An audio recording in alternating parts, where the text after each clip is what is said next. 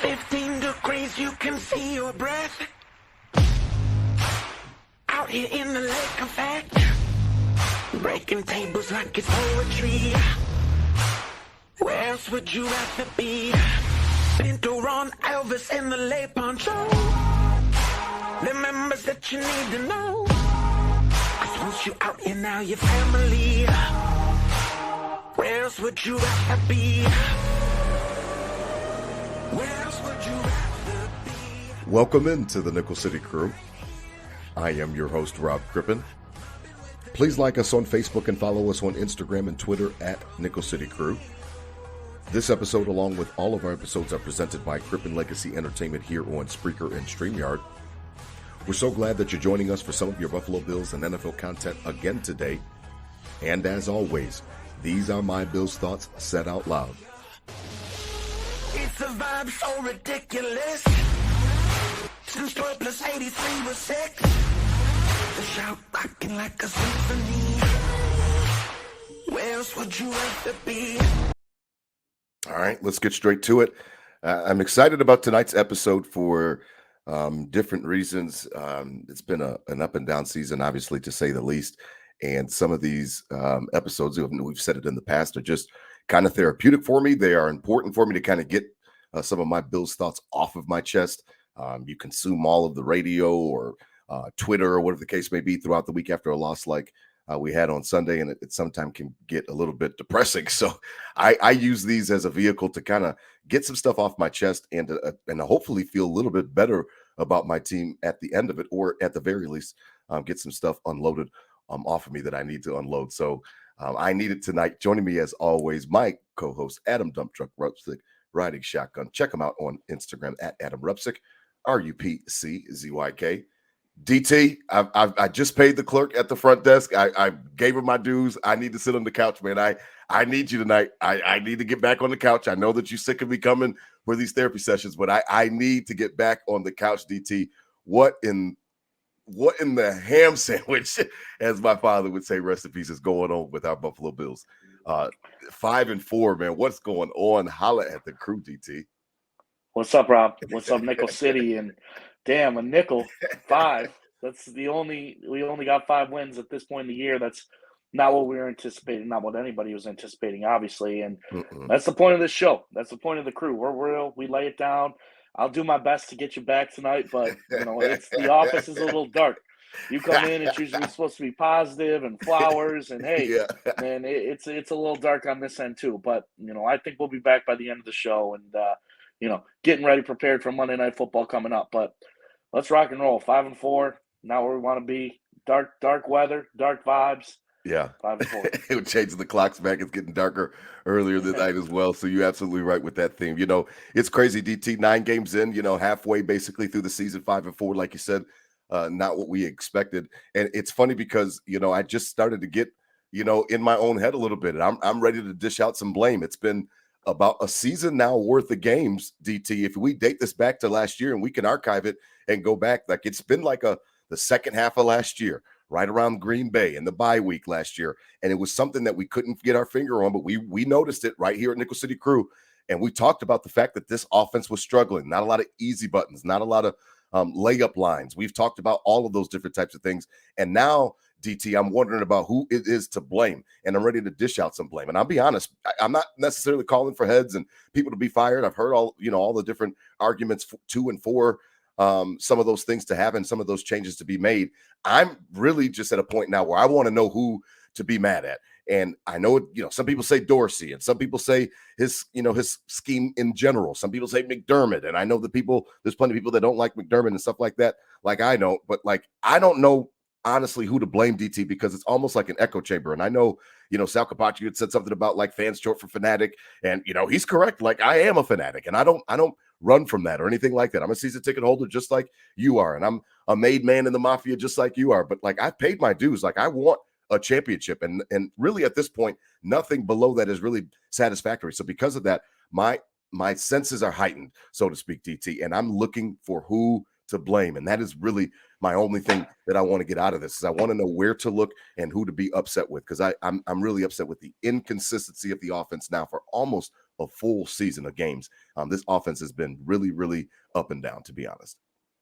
Well, I think it's okay to be not sure who to blame, but have it filtered down, right? And I think Okay. as a crew and you and me, I think we do have it filtered down and can really only be a select group of people, right? We'll start from the top down. You got Terry up top, Yeah. calling the shots, and we've been critical of is he okay with just being okay? All right. We went through that. Transfers down to Sean McDermott, who's built a winning culture, who Sure. hasn't been able to get us over the hump, and we're more critical than anybody on Sean McDermott. Yeah. Ken Dorsey, which I'm half and half in on, and we'll get into that tonight. Okay. And then 1-7. I mean, you got that's the 4 in the blame party. I don't really see how you can blame anybody else. You can blame guys for not making plays. You can blame some other things to happen. Mm-hmm. But for, like you said, a whole season's worth of kind of sputtering, it's got to be one of those 4, right? So, I would say I'm away from 17. I'm not putting, as we fanboy on him, but you paid it. But that's with a big but, Rob. You pay $300 million on maybe there is some other structural things. There's, they're not getting the right plays in. The guys aren't executing. There's a lot of things that could be happening. Well, a $300 million franchise quarterback, you got to find a way to will yourself into some wins. And that's what all the greats have ever done. They haven't always had the best team, not the great coaching staff, not, Belichick and Brady was an anomaly that the football world will never see again, with the coach that was perfect to the player that was perfect, and they worked perfect together. You're probably not going to see that again the rest of, NFL history. So Josh has to be, we paid him the money. I believe in him to be the guy to come in and will us some wins. Those games that, were very winnable down the stretch. The Jets game to start, the Patriots. Obviously the Patriots game, the Jags probably too, maybe Jaguars if you want game, yep. And even Sunday night, you got to find a way to get a few touchdowns and will your team to victory when the going does get rough, and get those wins, because the good teams do it. Pat Mahomes does it. They always find a way to get wins down the stretch, and it's not always going to be easy. It's not always going to be great, but you got to find a way, especially when you're getting paid $300 million. Ken Dorsey, I'd say off of him just as much as we, with Leslie Frazier in 13 seconds and Sean McDermott, well, you got to be the guy to step up. If it's Ken Dorsey just making all these play calls and it's not working, then Sean McDermott's got to step in and step up. So I'm getting off of Ken Dorsey and the fact that he might be under the thumb as well. We've talked about that a few times, and he might just be a puppet to what envisioned by Sean McDermott. Sean McDermott, I think, would be the majority of my blame with all this. And I hate to keep going back to him and keep happening. But when you narrow it down and break it off, that's if I'm playing the game of Clue, he's the most suspect one right now, because the others have suspicion, but I can argue my way out of that. McDermott is tough to argue out of, if you will. Now it's interesting that you started that, and it kind of gave us that little flow chart, and that's now I really do feel like I'm on a couch and I'm getting some homework, and I've got my little pad out and I'm doing my homework. If we go on the chart reverse, starting with Josh, I've heard rumblings from I guess Eric Turner and there's some other guys, Cover One, that are talking about how Josh is turning down throws. He's turning down opportunities and different things like that. They've checked the all 22 on this last game Sunday night, and that's not okay with me. I'm wondering why it's happening, and I'm trying to get to the root of it. Is it because of the scheme? Is it because there are options out there that he doesn't like, or whatever the case may be? I saw all 22 on the Deontay Hardy pick, a couple weeks ago, the deep pass, on Sunday night. That, Gabe Davis is wide open, underneath, and Josh is kind of going for the gutso on that particular play. So I don't know why Josh is turning down throws and opportunities to kind of move the chains, or if it's all on him, or like I said, if it's something schematically. As you go up that flow chart, Dorsey, he's getting a lot of blame, and rightfully so in my eyes, because it's your job to make sure that Josh feels comfortable making those throws and making sure that he's pulling the trigger when you want to throwing it to the open guy. Yeah, because part of what made Dable so good is, I know X's and O's and scheme was great, and sometimes trick plays, and it's he schemed up a very attacking style offense, and he got a lot of credit for that, and I'll give him credit for that. But one of his best features was getting in Josh's head and making Josh understand what the play was designed to do and what we're looking for. Now, I've heard multiple people throughout the week that says that Dable was more game plan specific for each opponent each week, and Dorsey, it looks like, is a little bit just more cookie cutter. They're giving us zone, cover two, we're going to do this. And then if they're giving us man, we're going to do this and that type of thing. And the creativity is kind of lacking. So I've got to lay something at his feet on that one because I hear too many people saying it. But sometimes it's crazy because before I get to McDermott, DT, you hear so many different opinions of what's wrong, what's going wrong, that it almost becomes an echo chamber where I don't know what to believe half the time. And I think that that's part of my frustration. I know that it is because I know it's the offense. I know that that's the problem. I don't lay much at the defense's feet. 21-7 should not be a death sentence in a football game with this kind of offense and this kind of talent. And I just don't like the fact that they stopped, Cincinnati for 7 straight possessions, and we didn't make up any ground. And that's not acceptable. The points are not coming. It dates back to last year, as we said earlier. And I'm just wondering who to blame, because if it is McDermott, like we talked about a couple weeks ago, and he's got his handprints on the offense and this complementary football shit that I keep hearing, that, I mean, he said it again this week. It's like nails on a chalkboard when I hear it, because complementary football to me does not mean, 50-50 pass run splits, does not mean that the defense is on the field just as much as the offense for time of possession. I don't give a shit about any of that. I care about points at the end of the day. We're not scoring enough of them, and we're getting ready to be dangerously close, DT, where we've got 2 games coming up at home. We'll get into Denver soon. We got a special guest on tonight, and then we'll get into the next game after that for the Jets. But we got to be at 7-4, DT, because pretty soon we're going to be really in up shit's creek because of the fact that we've got so many teams in this crowded AFC that have records similar to ours or better, that you don't want to be in a situation where you're 500 or you're 7-6 or something like that, and you're looking at all these other teams, and all of a sudden you're trying to fight for tiebreakers that we don't have, since we already have 4 conference losses. I think we're getting really, really close, and we're skating on some thin ice. I want to see them figure it out, and I don't know who to lay this at, man. I really don't. You really hate to be in a must-win situation, a literal must-win situation, before you put the Thanksgiving turkey in the oven. That is not ideal as an organization, as a team. This is what we lived with, for the whole drought. Absolutely. You catch 6 losses before Thanksgiving, you might as well call it, right? So this is these 2 are guaranteed must-wins. I mean, it's no at other home defining moment of it. You get two bang bang. You got win.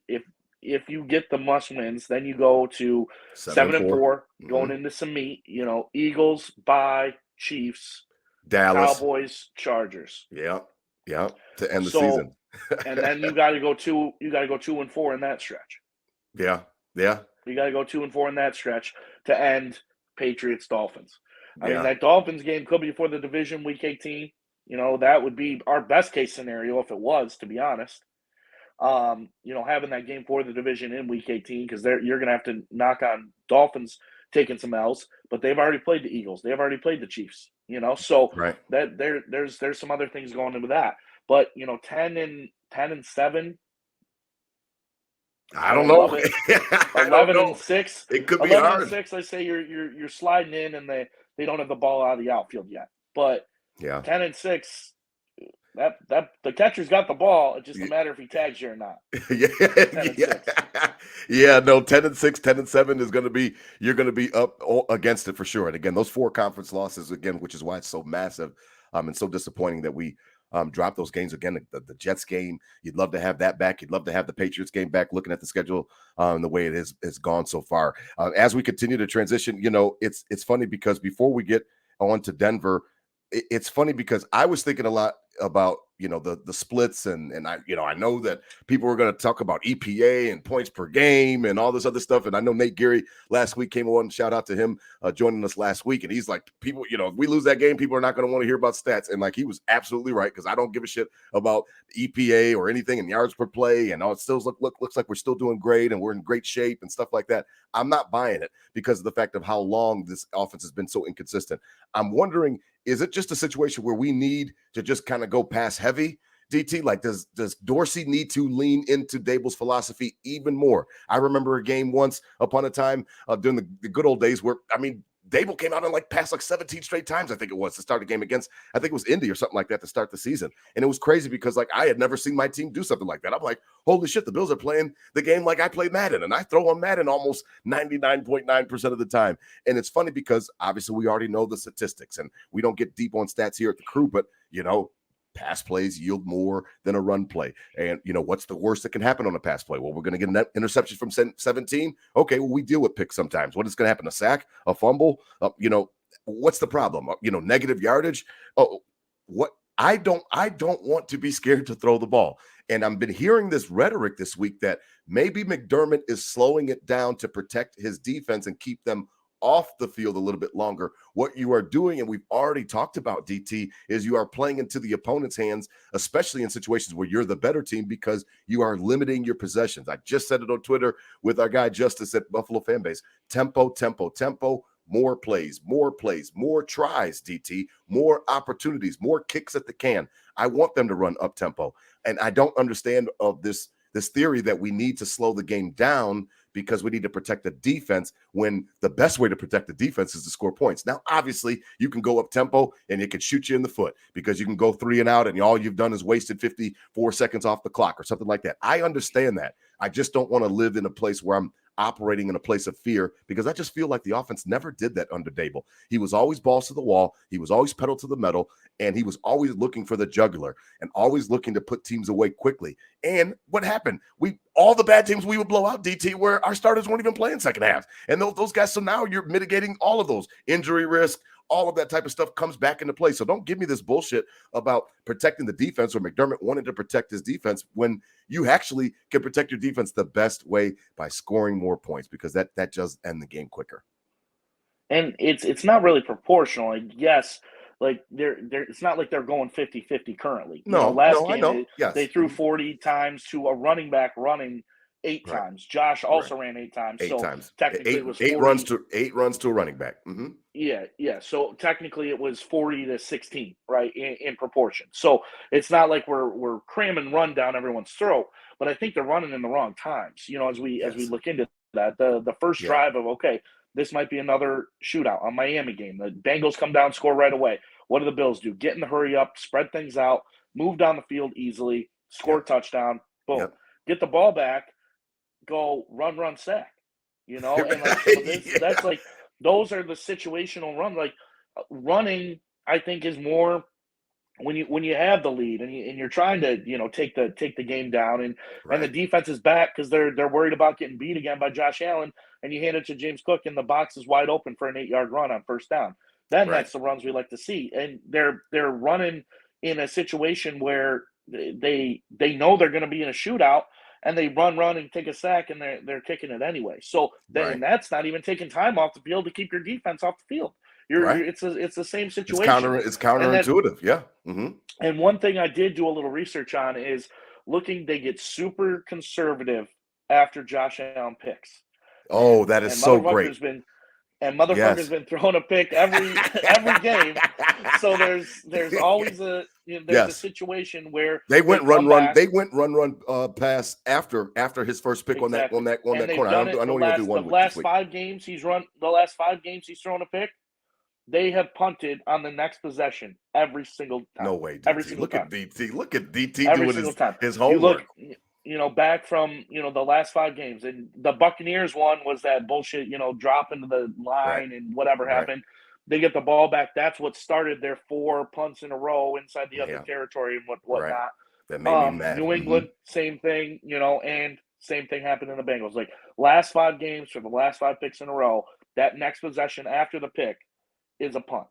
So it almost seems like McDermott, and I've heard it talked about. It almost seems like McDermott, kind of crawls in the shell a little bit more, which actually speaks to what we had talked about last week with Geary about how he's sometimes looking for an affirmation to get back to where he wants to be. So sometimes, Josh, see, like you said last week, this is why we don't pass all the fucking time. You know what I mean? Like, this is what I was always trying to tell Dable, that type of thing. So he gets a chance to affirm some of those falsehoods that he has, and it really does hurt the team, in my opinion. Now, as we transition, I just don't want them to continue to tell us, and piss on us and tell us that it's raining, DT. I know that there's something wrong with the offense. I can hear it in Dorsey week after week where he's trying to come up with answers, and I respect him. He's up there. He gets paid money, so he's trying to.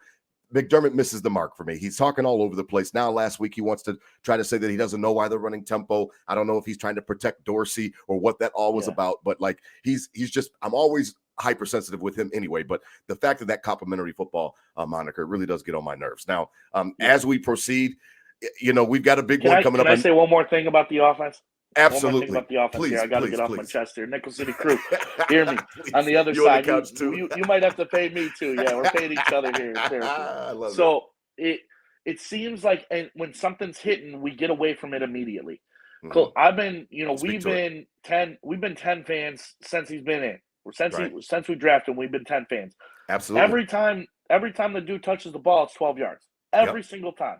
There hasn't, he is a 12-yard gain every single time he touches the ball, and he doesn't play in the third and fourth quarter. Yep. Gabe Davis has 100 yards and 10 catches against the Buccaneers and a touchdown. Granted, he fucked up Sunday, and maybe that's 0 for 0. But who is that? Is that McDermott saying don't touch 13 anymore, or is that Josh and Dorsey saying don't touch 13 anymore? Because he did mess up. The pick was Josh's fault, but it was the wrong route by 13. The intentional grounding was the wrong option route by 13. Right. And then which was still a bullshit call, but either way. But yeah, either way. And then he technically didn't catch the touchdown. That it was a tough ball, but it hit him in the hands in the end zone when we needed 6. Yeah. So all right. So he fucks up those 3 times. Who's saying don't even look at him the rest of the night? Who's saying that? So that's what the situation. Where does the blame go? Where does the is it like McDermott? You fumble the ball, you don't play for 3 weeks. Right. You miss the option route and cost us. Josh isn't looking at you. We're not calling any. Hey, Dorsey, don't call anything where 13 is going to get the ball. Wow, man, I would just be mortified. And how productive is that? Right? If my head coach did that. But that's what it looks like. If my defensive head Here coach comes in, gets 12 yards, 12 yards, bang. Don't see him the rest of the game. Stephon Diggs didn't get a target. Stephon Diggs didn't get a target after in the first half, like for drives and drives and drives. Wasn't even getting the target, and that's our number one weapon. So I don't understand. I don't know, man. That's a great question. That's a great question, DT. And the part of the reason that is so frustrating now to me is that I just don't want this to be a situation where we are wasting Allen's years. We are wasting opportunities with his prime, and that's one of my biggest concerns is that we are wasting. Yeah, we're wasting his prime years, and that it hurts to even have to go through that. So as we transition, we've got a special guest on tonight, DT. I'm going to let you introduce him because I met this young man last year, and you throw some epic parties, DT. You already know you do. You throw some big time parties, Halloween parties, and all these other parties. And I've had a chance to kind of chat with him. Lifelong Denver Broncos fan, actually from Panama City, your hometown. Zack Lubi. Yeah, you can check him out on Twitter and Instagram at ZEE_Lube, LUBE. Holla at the crew, Zach. Where's your man? I mean, holla at the crew. I'm pretty sure that this is roommate territory as well. So, like, we blood is thicker than water, man. We family, man. What's good with you, man? Holla at the crew, Zach. Absolutely. How are you guys? This is listen. Don't be facetious. I'll kick your ass off. I'm doing horrible. First of all, so 2 things. First of all, what an absolute honor to finally be on with you two. This is just beautiful. Appreciate it. Thank you. And 2, I love the somber the feel that I'm coming into. This is how else would I want it? How else would I want this? All right, we'll get into that. Let's the Nickel City Crew listeners got to get to know you a little bit. Why don't you obviously roommates here at 330 Linden, the Bachelor Pad of the East. And tell us a little bit. Your Broncos diehard. We're coming up. Yeah, how did you get into the Broncos, man? Being a Buffalo kid, a Western New York kid. What's that all about? Kelly and Elway came in the same year. You're supposed to be with us, even though Kelly spurned us to start his career. Oh yeah, for sure. I mean, as I've said before, I mean my entire family are all diehard Buffalo everything. So I'm out of the will. Like I'm done. I love when it. they go, I'm fucked. I love it. I'm not getting anything. I mean John Elway was the big motivator. My grandmother had you probably know more about this, Rob, than he does. Yeah. My grandmother had a John Elway quarterback Nintendo game. Oh yes, absolutely. Yeah, sure. there you go. Sure. That's the throwback right there. Yeah. On the cartridge, right. absolutely. And then it still didn't work. Absolutely. Yep. Okay. So I played that game, put that name together, figured out what team he was on. It was the Broncos, and then it was. And then it was off and running from there. Well, we're really happy to have you. DT was talking about how you've been looking forward to this week, and obviously Bills Mafia is as well, because now we've got a heightened sense of urgency for it. Tell me a little bit about your Broncos team. Obviously, the butt of the jokes is that you gave up 70. Quite honestly, you guys have been playing better since. To be honest, Russell Wilson is not looking horrible anymore or anything like that. They're actually looking like a little bit of a competent offense. these last few weeks. And, I've heard people that say that Buffalo should be careful this week and not overlook the Broncos and your Broncos because of the fact that they could come in and be surprised. Tell me about your team and what you're thinking about them. They are now up to 3-5. I know that that's nothing to write home about, but some people were talking about they could be tanking and what's up with Peyton and all this other stuff, but they have kind of scratched back to respectability, and they're looking to win. It's a gentleman's 3-5 too, by the way. It's a hard-earned 3-5. No, I was actually at that game in Miami too. No way. When they gave up 70. Golly. I was at that game. God. Oh, So, man. I had a Broncos sombrero on with a giant fucking chain. That's a tough one. Yeah, that's look pretty to give tough. up 70. That's wearing pretty that. tough. Yeah. But it's weird. I mean, so you talked to me a month and a half ago about that, Right. About this Bills game now, and I would have said this is gonna be a tough week. Right. Now where we're at, I mean, you just beat the Chiefs. You came off a bye week. Yeah. Why not? Beat the Packers before Why that. not Played the the gang? Chiefs. Played the Chiefs tough the week before that. Like, you guys, you're kind of looking on the way up right now. Why not? And the Bills, they've only they played one more game. Broncos get this in, they're essentially the same record. Yeah. This is Broncos are in this. DT, do you hear that That's shit? the reality. Isn't that Yeah, horrible? that's the reality, Rob, and that's the worst thing about it, man. Yeah, Oh my God. that is the reality. Literally, a win is essentially the same record as the Broncos, who, in deep conversations Zach and I have had, he was almost upset when they beat the Bears after that Dolphins loss because he's like, oh great, now another win, we're not going to get the number one pick. Like, Right. it was a guarantee. I want the number one pick to. We could have the same record as the Bills after Monday Night Football. So Oh, in a month, man, that's reality. That's reality. My God, how far have the mighty have fallen? Like, it's ridiculous, because of the fact that I didn't think much of Denver. I was really excited about it last year, for sure, and I was excited about Russell Wilson coming over there. And I thought that was a potential even AFC championship matchup. You remember that, DT, when we talked about some of the threats in the AFC last year. Obviously, that didn't materialize. And then you've got the owner of the Walmart, one of the richest families on the planet Earth, and they hire Sean Payton, and they've got deep pockets, and money's not an issue out there in the Mile High City. And obviously a lot of buzz around that city. Denver Nuggets win the championship, so they've always got a little bit of buzz going around them right now lately. And then this season, after Payton, it seemed like the season couldn't get out to a worse start. Losing 17-16 to the Raiders to start, and then the Commanders, and then obviously that Dolphins game that you were at, Zach. And then, like I said, barely lose. You beat the Bears, and then after that, everything, you guys have been playing better since then. Like, you lost to the Jets. Jets make a lot of quarterbacks look silly. And then you play the Chiefs really close, 19-8. You win. You beat the Packers. You beat the Chiefs in a game that nobody saw that coming, even though maybe we should have. So, DT, I don't know about you when it comes to predictions. I'm not – the offense is playing so shitty now, Zach, DT, that I don't count any chickens before they come home and actually hatch. I just don't count them, man. Like, I have no idea what to expect from the offense. So, I really can't even handicap this game. I can't say that you guys are going to get blown out or anything like that, because I thought the Giants, we blow them out. And I literally sat there and sweated my ass off to the last play of the game, and Tyrod Taylor almost had us at 500. So I'm out of excuses at this point in time. Well, you said, and it's actually pretty surprising that the handicap coming out, with the Broncos coming off a bye and the Bills kind of in shambles, is over a touchdown favorite. 7.5 is the line right now. And that's a lot of points in the NFL, especially in prime time. As you've seen, the prime time really scores throughout the whole season have been low. The unders are all over the place when it comes to primetime games in the NFL. And, with this team that just beat the Chiefs coming off a bye to a team in shambles, and they're still over a touchdown underdog. So I think everybody's just anticipating the Bills are going to get back on schedule and get the wheels back under them, but that's what we've been doing for the last 5 weeks, Rob, and it just keeps, we just keep hitting the deer. So you'd like to say this, it's confident. You could have that over touchdown favorite going into Monday night at home, get it rolling.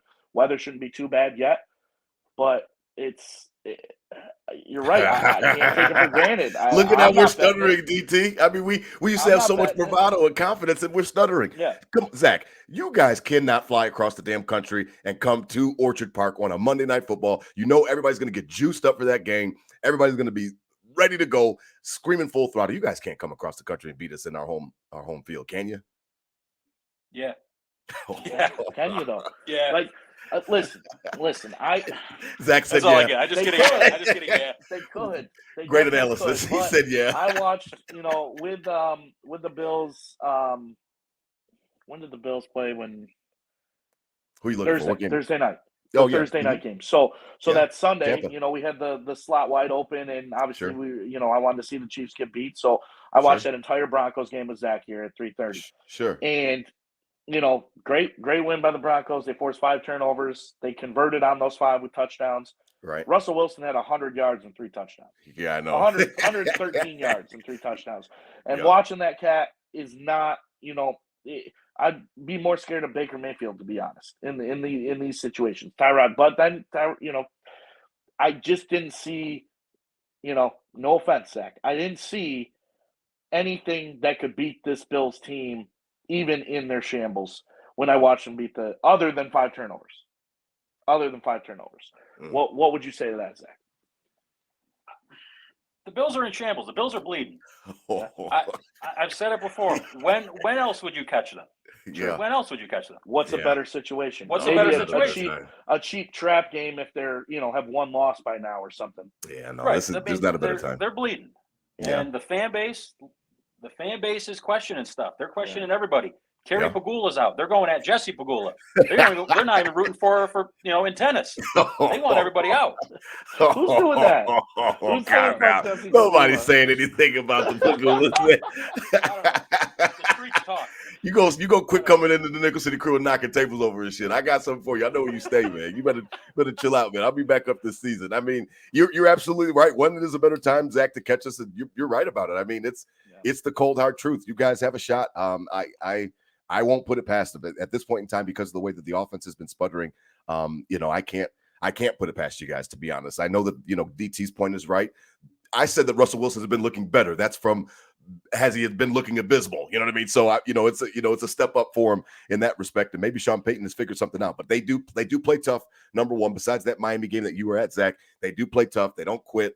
And they haven't quit on their coach. A new coach, you rarely get that season 1 that they're going to quit on their coach. And I mean, I'm just very nervous, DT. So as much as I don't like that Zach is coming over here knocking over and he's in my fridge and he's making himself a sandwich and all this other shit at Nickel City Crew, I got to give him a napkin because I mean, I don't know anymore. And that's really a frustrating place to be. Now, as we begin to wrap up, it's actually perfect that you're here, Zach, because my last point ties in because of that quarterback class that we were talking about. It's again, arguably, the best quarterback class ever to come out, 82. You've had just Hall of Famers chalked through there, including John Elway and Jim Kelly, our respective, Hall of Fame quarterbacks. And it's funny because I had made this point last year, DT, and it rang true because of the fact that you never know when you're going to get another opportunity. And I had, kind of started out talking about Dan Marino, and he was also in that class. And he came out guns a-blazing and different things like that. And he went to a Super Bowl his second year and then never got back. Just as well, Zach, I mean, John Elway was like one of the best prospects ever of everything. You know what I mean? Baseball, drafted by the Yankees. He uses that as leverage to make sure that he doesn't play for the Colts back in the day. And he didn't get to, he got to a Super Bowl in the beginning, got his head beat in, and then didn't get back for a while. You know what I mean? Like it took some time for him to get back. And then obviously he wins them at the end and he's got the swan song riding off in the sunset, but it's hard. And I'm starting to wonder, DT, and I know that we talked about this pre-show, man, and it's probably the scariest thought that a Bills, Mafia member can think if you really want to, reflect on it and really be honest with yourselves. Was 13 seconds our best chance to win a Super Bowl? And when I start to ponder that question and I juxtapose it with all of the shit that has happened since 13 seconds, DT, Leslie Frazier leaving. And after Sean McDermott tells him he's not going to call plays anymore. And that is coming off the heels of an embarrassing performance against Cincinnati, who I don't care whose fault it was. We've talked about all that type of stuff, DT. Was 13 seconds our best chance at a Super Bowl? And that's why I titled the episode the way that I did, because you never know that it was your opportunity until the years have passed. Like you said, DT, everything's in front of you. If we turn back the clock and look back on that time after Josh Allen is hanging up the cleats, and that was our best chance, I'm going to be really fucking pissed. I'm going to be really pissed. Now, I'm more pissed every single season that we don't make it back to the Super Bowl or make it back to the AFC Championship game. Hell, I just want to get back to the AFC Championship game at this point. But DT, man, that's a real thing for Bills Mafia to chew on, man. If 13 seconds was the best chance, That is scary, man. That is really, really scary because we are going in the opposite direction right now. And I'm not talking about Super Bowl window. And I know as long as Josh is our quarterback, and I know that's one of everybody's favorite things to talk about. My point is that Dan Marino's and Zach's John Elway's and our Jim Kelly back in the day, didn't matter how much talent you had. A lot of things have to go right to get a championship. And everything was lined up for us that particular year. We haven't been able to get back to that same threshold since, DT. Yeah, and you're right. I mean, just because you're good doesn't guarantee you a ring, know, and that's a great example with with Marino for sure. What I will say, this team since the McDermott era, the adversity hasn't been mid-season. The adversity they came on the come up, and as Josh grew in, that 10-6 year where they lose to Houston, but then after that it was kind of rolling through the season. The adversity came in the playoffs. You lose in the playoffs, you have all off season to kind of get through it, and then you start the season off hot, and you get rolling again, and you kind of push that adversity behind you. Yeah. The year they go 7-6 was probably the biggest adversity. 21, right? 21. Yes. Yes. The biggest adversity they faced in the heat of it. When the WGR, when you and me, when you walk to Tim Hortons, when every motherfucker's talking about the Bills all day, every day, there's a lot more pressure than in March, April, and May, right? So that adversity, 7-6, they spin it around and have the best run till 13 seconds. They will. So I'm challenging this team to this is some in-season adversity. The pressure's hotter than ever. You can't forget about this as a player, as a coach, as anything. Every eye is on you. Every eye's always on you, but the heat's a little off in the offseason. Losing sucks. Everybody starts to watch you greater after you lose a when you start playoff game losing. And you got all offseason, people forget and get into their springs and whatever. You lose, Sunday, everyone's on you until you win Monday, and it's going to keep going that way, and it's going to get ugly if they don't start turning it around. It's very hostile right now with a winning record with just over half in the season. So, if you start dropping some more, it's going to get real hostile. People are going to be calling for heads real quick. So I think take some adversity. You go 7-6. You rattle off one of the best football we've ever seen. 5-4. Let's start rattling some off. Get back in the driver's seat. Get back in the vibe. And if 13 seconds is our best chance when we look back at it, it's unexcusable, unforgivable, all the things. Probably worse than losing the 4 Super Bowls, because you have that's not a game. I was 5, 6, 7, 8. Just calm down. That was pretty bad. It was bad. That was bad. You have a once in a lifetime quarterback. Yeah. And you have to make it happen. Granted, 6, 7 years in, you would hope he's about halfway through his career too. We get him another 6, 7 years. So you're going to see a whole new roster under him as well, a whole new chance at going for this thing again. So that's, in the positive note on that. But I think, yes, maybe 13 seconds is for now. We got a lot of I just think about how close we were, I think, DT, and how the stage was set. In-season adversity, exactly. And try to turn that around right now.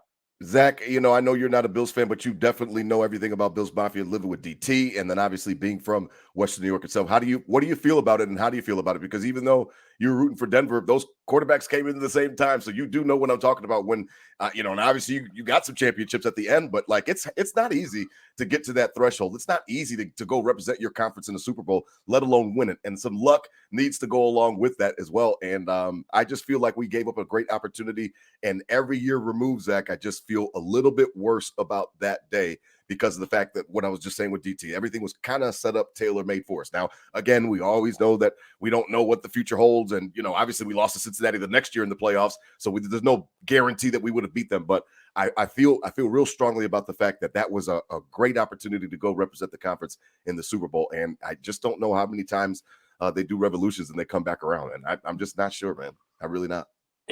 It's tough. I mean, look at John Elway. Look at so when he first started, in MVP year, he lost to Doug Williams and the Redskins. Yeah. People don't even know who Doug Williams is. I do. But that's who they lost to. Yeah. Okay. Yeah. I mean, I know you do, but they lost by 50. They lost by 50 to that team. Yeah. I mean, they lost to Joe Montana. I mean, everyone knows who Joe Montana is. But then Phil Simms. Yeah. They got their ass kicked, and you had John Elway. Yeah. And then Peyton Manning got his ass kicked against Russell Wilson. It's not easy to win the Super Bowl. not No. easy to make the playoffs. I mean, look Right. at right now. Yeah. Look at what's happening right now. Yeah.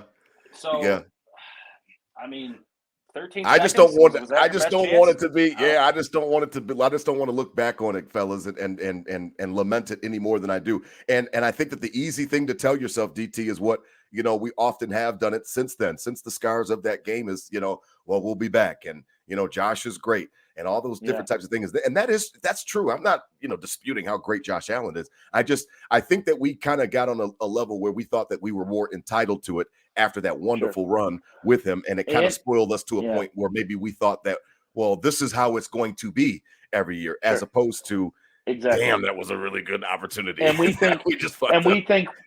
And the Mafia overall thinks we're that exact team. And we're not. At 13 seconds. And we're not. We're far from it, obviously. Yeah. So that's also kind of the fall from grace and the reality of, I don't think we're a 500 team. We're better than 500 for sure.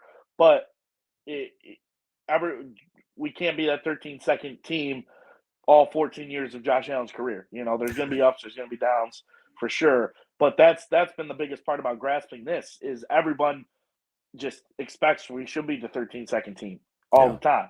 And we're far from that currently. Yeah, at the moment we are not, and that's a good way to put a bow on it. Well, as we wrap up tonight, the Nickel City Crew tailgate report, again, presented by 26 Shirts. Please, again, head over to 26shirts.com for all of the latest Buffalo Bills themed t-shirts. Again, every single purchase supports a great cause. There's a lot of families and children going through things. They've got some new concepts that I saw last week up there as well. So please head on over to 26shirts.com for all of the new themes and concepts. DT, I mean, I wanted to throw stuff, you know what I mean? Like all day, DT, all day I was ready for the game. And I mean, I did a pork shoulder, Boston butt, put one on the smoker. I told you I was probably going to have my Kings with me, so I had all three.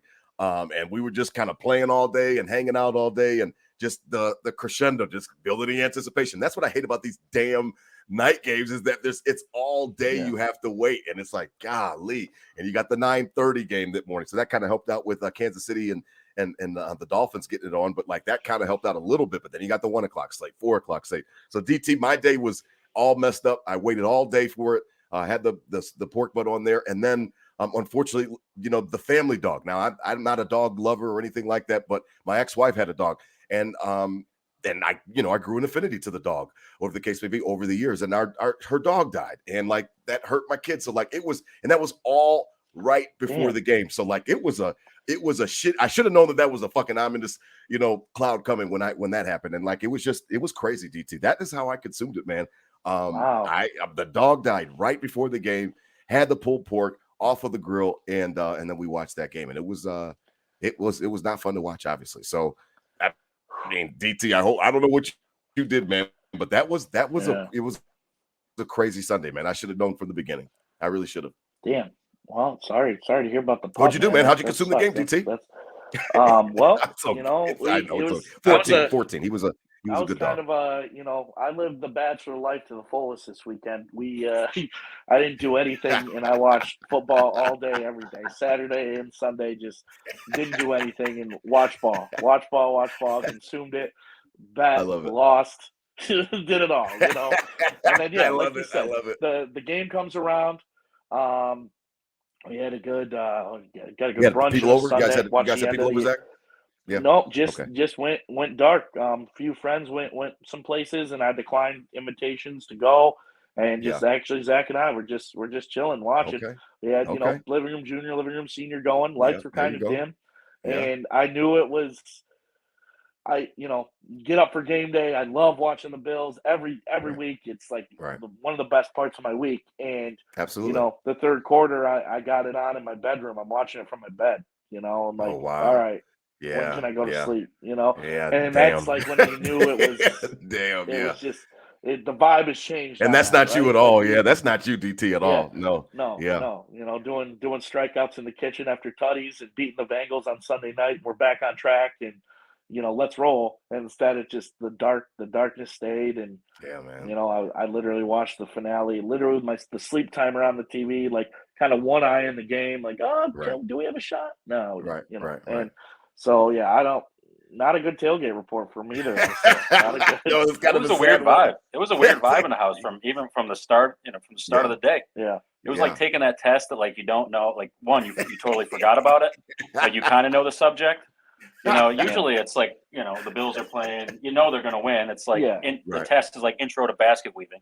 Like you're going to win. You're going to ace that test. But this was different.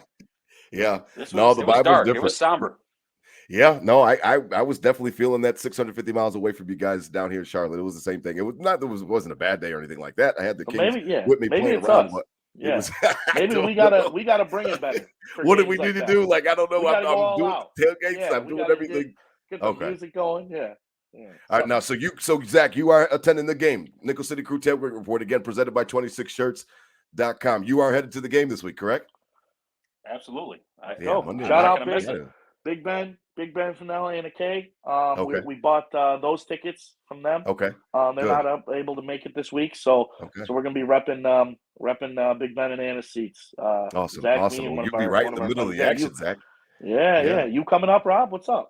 I'm gonna try to get up there. I don't know if I'm gonna make it. I've got like you told you off air, got a new job starting up on Monday, so I don't know if I'll be able to finagle it. But I mean, I'll see if I can scoot up there. If not, I'll try to sell them as soon as I can and help somebody else out like Big Ben and Anna K are. But either way, I'm gonna be here supporting. It's tough because those trips become longer. DT, when the team's not doing well. You know what I mean? Like it's longer trips and the money's already paid for. They're already my seats. So at that point in time, it's either sell them or get in the car and make the trek up. So it's tougher when the team's not doing well because it kind of takes some of the wind out of the sails. They're like, well, I might as well just sit at home. I might as well just support from here, that type of thing and help somebody else out up in West New York. So I don't know, DT. I can't call it quite yet, man. I'm a dad, a lot of shit going on. So it's always up in the air in that respect. But either way, the Bills have my money already, and that's why I'm on here and I'm spitting fire and I'm mad at everybody. I'm ready to fire somebody. I don't know who I want to fire, but I want somebody to lose their job, and that's almost how I feel. But not yet. We haven't sounded the alarms as we wrap up tonight. But I really do appreciate both of your guys' time tonight, joining me and helping me out, man. Zach, enjoy the game this weekend, man. Thank you for coming on. Again, check him out, Zack Lubi at ZEE_LUBE. on Twitter, Instagram. Check them out, man. Zach, thanks for coming on, man. We appreciate you, man. I know that 330 Linden, that's the place to be when I come up the bump, man. So I love that you've always been hospitality and show me hospitality. I really do appreciate that, man. It's an honor. Thank you. Thank you for having me. Absolutely. DT, man. I don't know, man. I want this thing to get better. Yes, let's ride. Let's invoke some Russell Wilson vibes as we end the show. What better way to be corny and end the show with that? Yeah, let's ride, man. As always, spread love, not hate. These were my Bills thoughts said out loud. Hit him with a Go Bills, Zach. You're not even a Bills fan, but you on the show. You got to hit him with a Go Bills on the way out, even if you don't mean it, man. Oh, Go Bills. Go Bills. Go Bills. Come on now. 6-4. 6-4. I love it.